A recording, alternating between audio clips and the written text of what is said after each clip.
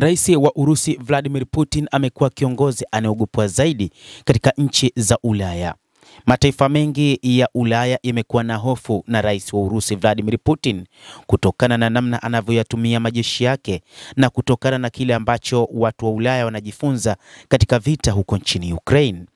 Licha ya kwamba mataifa magharibi yalihusika kwa kiasi kikubwa katika vita hivyo vinavyoendelea huko nchini Ukraine katika mapambano dhidi ya Urusi, lakini bado nchi za magharibi zimekuwa na hofu kila kukicha dhidi ya Urusi.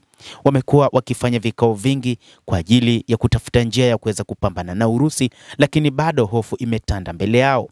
Kibaya zaidi, mtegemezi Marekani amejitoa katika mapambano dhidi ya Urusi na hatimaye kusema kwamba yeye atauza silaha pekee, lakini si kupeleka silaha wala fedha nchini Ukraine.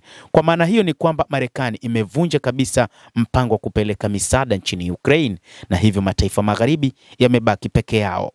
Katika kipindi cha siku za hivi karibuni, Urusi ilikuwa ikitengeneza mipango ya kuonyesha mataifa magharibi uwezo iliokuwa nao. Hata hivyo, katika mataifa kama vile Poland imetuma ndege zake zisizokuwa na rubani, licha ya kwamba haikueleza kusema kwamba ilikuwa na mpango wa kufanya mashambulizi dhidi ya taifa hilo la Poland, miongoni mwa mataifa ambayo inapakana nayo.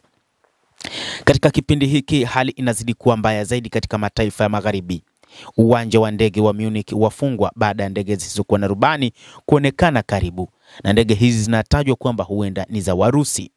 Uwanja wa ndege wa Munich nchini Ujerumani umefuta safari 17 za ndege kutokana na kuonekana kwa ndege zisizokuwa na rubani katika anga yake.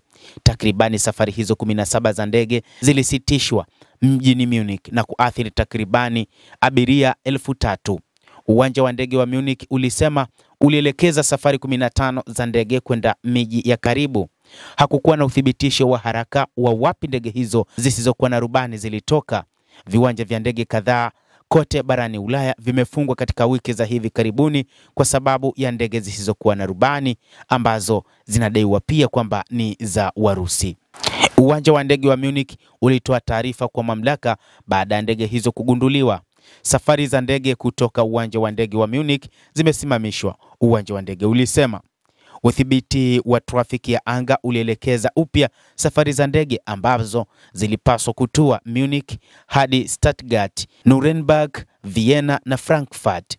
Kwa sababu kulikuwa na giza, hakuna habari kuhusu aina au ukubwa au asili ya ndege hizo zisizokuwa na rubani zilizothibitishwa. Msemaji wa polisi wa shirikisho la Stefan Baer aliliambia gazeti la Bild, ndege zisizokuwa na rubani zilionekana kwa mara ya kwanza mnamo saa 3:30 usiku kwa saa za eneo hilo, na kisha kwa mara nyingine tena saa 1 baadaye, polisi walisema. Hata hivyo, taarifa zaidi zinaeleza kwamba pengine ni Urusi ambayo imeamua kutishia mataifa ya magharibi, kuonyesha ni jinsi gani inaweza kuzishambulia nchi hizo ikiwa zitaendelea kuungana na Ukraine katika kupeleka silaha katika taifa hilo na kufanya mashambulizi dhidi ya Urusi.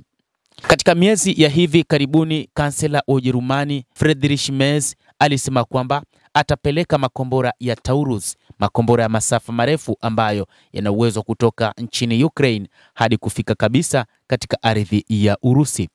Kadhalika, Marekani imesema itatuma makombora yake ya Tomahawk ambayo yatauzwa kwa mataifa ya NATO moja na EU kwa ajili ya kuishambulia Urusi ndani kabisa mwa ardhi yake, jambo ambalo Urusi imesema litahatarisha usalama wa Ulaya. Rais wa Urusi Vladimir Putin amezionya nchi za magharibi na kumwonya rais wa Marekani bwana Donald Trump, akimwambia kwamba mpango huo wa kupeleka makombora ya Tomahawk yatasababisha hali kuwa mbaya zaidi katika mataifa ya Ulaya.